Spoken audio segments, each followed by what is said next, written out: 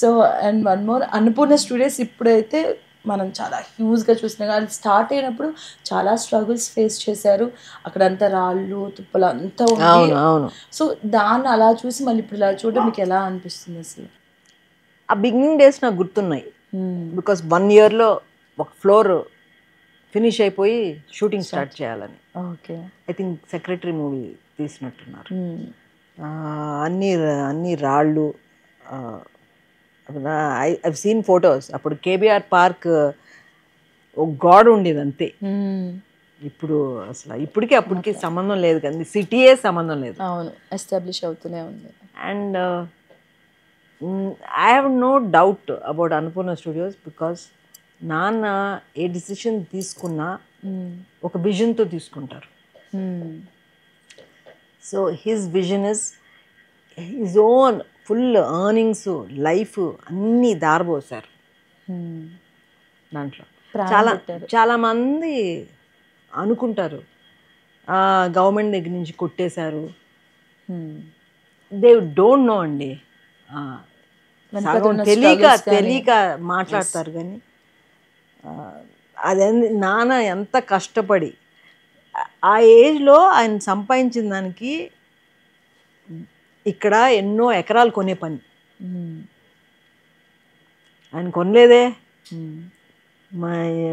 ఎన్నో ఎకరాల పిల్లలకి అందరికీ ఎకరాలు కొని ఇక్కడ ఇల్లు కొని అక్కడ ఇల్లు కొని అవన్నీ ఏం చేయలేదు ఆయన.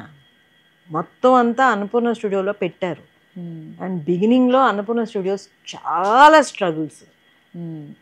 చాలా స్ట్రగుల్స్తోనే ఉంది. మూవీస్ అన్నీ చాలా లాసెస్లోనే నడిచింది. మెయింటైన్ చేయడానికి మా అన్నయ్య పడ్డాడు అన్ని. Venkat use to take care. I know what he went through. అది సస్టైన్ చేయడానికి అన్నపూర్ణ స్టూడియోస్లో మూవీస్ తీసి, ఎందుకంటే అవన్నీ చాలా చేశారు. అది ఈ స్థాయికి ఇప్పుడు వచ్చిందంటే ఐఎమ్ వెరీ హ్యాపీ. అండ్ ఎంతమందిని పోషిస్తానండి ఇప్పుడు అన్నపూర్ణ స్టూడియోస్. కుటుంబాలు అండ్ ఎంతమంది షూటింగ్ అన్నీ జరుగుతున్నాయి. ఇప్పుడు కృష్ణానగర్లో so many employees are there. Light men కానీ ఇవన్నీ ఎంతమంది ప్రతి దాంట్లో డైరెక్ట్లీ అండ్ ఇండైరెక్ట్లీ ఎంతమంది పోషిస్తుంది. That's what is so satisfying. అదే అనిపిస్తుంది. నాన్న ఇవన్నీ ఇప్పుడు ఉండుంటే భలే ఉండేది. ఇవన్నీ నాన్న చూసి ఎంత సంతోషించేవారు అనిపిస్తుంది నాకు. చూస్తారు ఖచ్చితంగా ఆయన కూడా పైన. మస్ట్ బి, బికాజ్ డెఫినెట్లీ ఆయన ఎనర్జీస్ ఉన్నాయండి అక్కడ. ఆయనకి అది ఉంది.